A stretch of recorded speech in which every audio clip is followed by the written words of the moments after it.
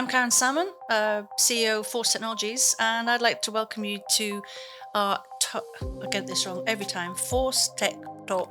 We are number 6 now, so we're really enjoying doing these, and thanks for the great feedback we're getting on social media, and have some really, I think we've actually had a couple of new customers from some of our podcasts. Yeah, From definitely the long-term storage. the long-term storage and assembly. Thanks to those people who've actually listened to what we've said and appreciate that it is going to be difficult in the future finding components and supply and sustaining it. So yeah, and we're pretty busy now.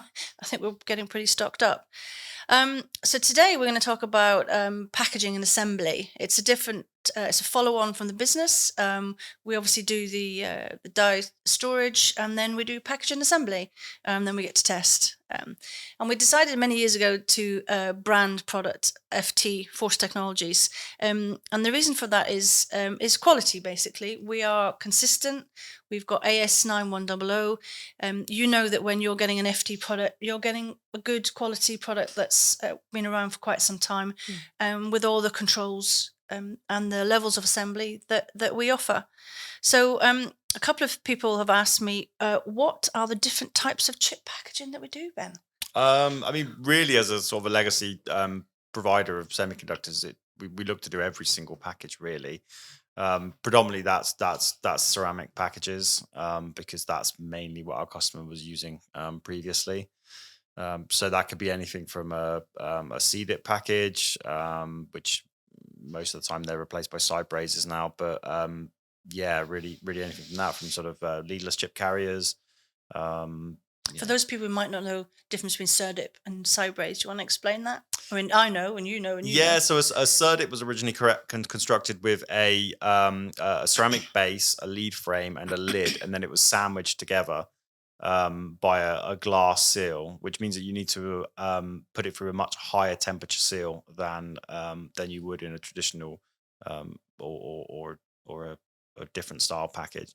So then the industry sort of moved across to side braze packages, which is effectively the lead frame and the base and body of the package is actually all one thing and comes from the manufacturer, like that, and then you seal a lid on top of that with a you put it through a reflow oven, and it's a far lower temperature seal overall.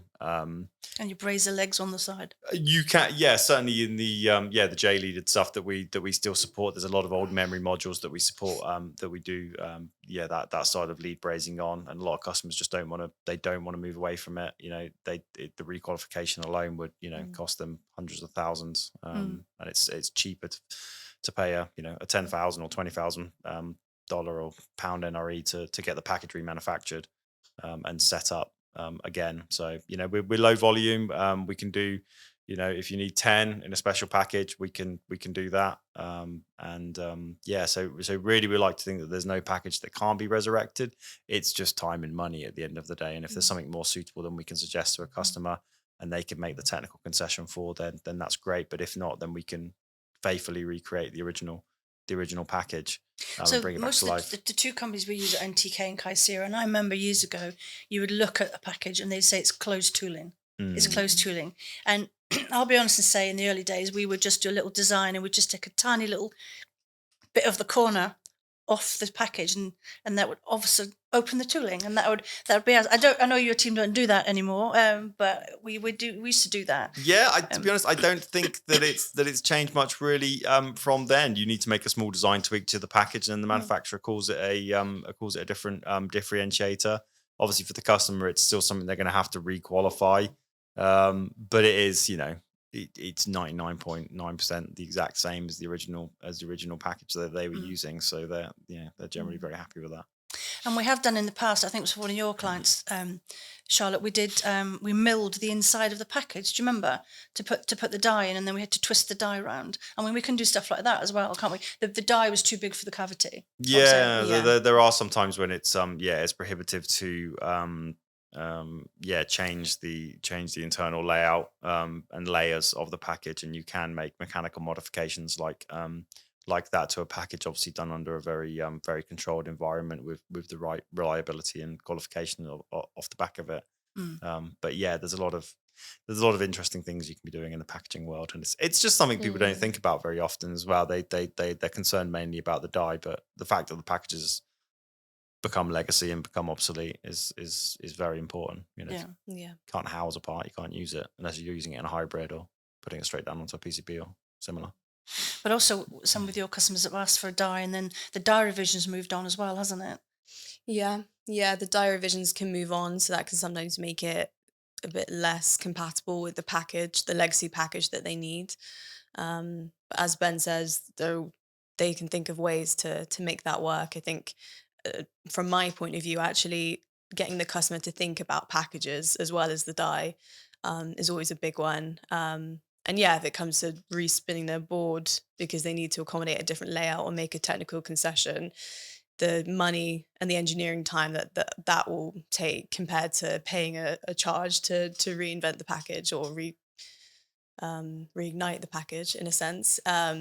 That's kind of the customer weigh that up at the end of the day, but it's making them aware of different options that they can have. Um, Because I know sometimes your team have made a kind of little breadboard type thing, just to get them used to see what the customer needs on their packaging and put them on the board.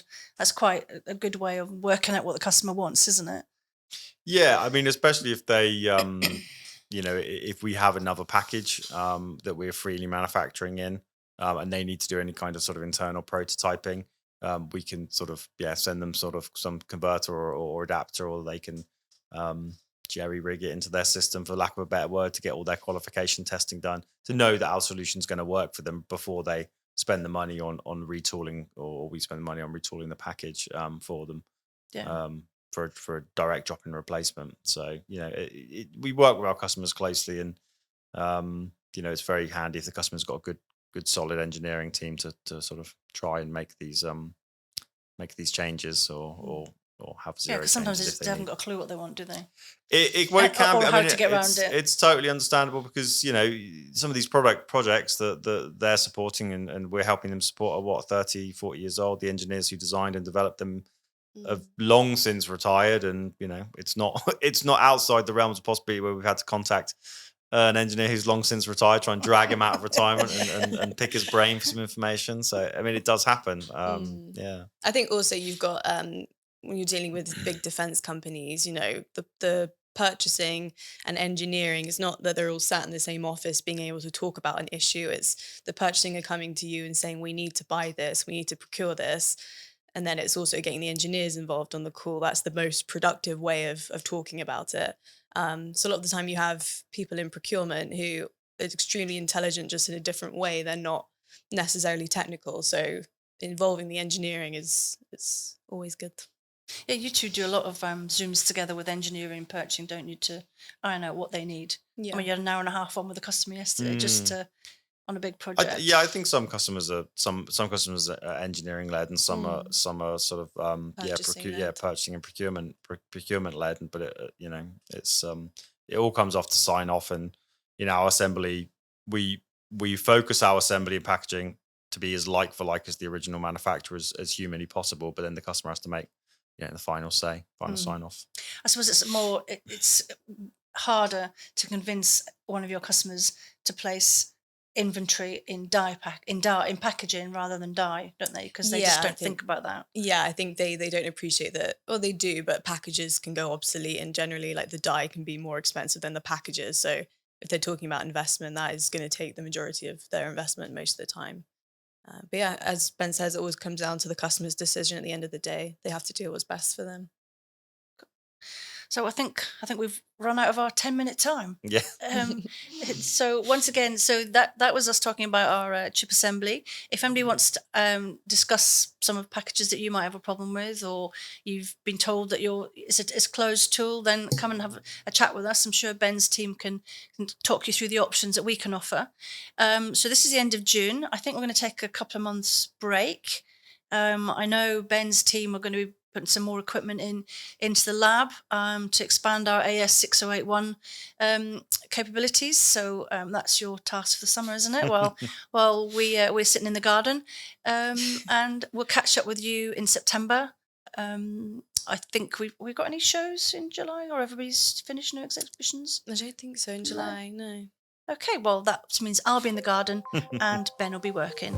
And we'll catch up with you in September. Thanks very much for listening.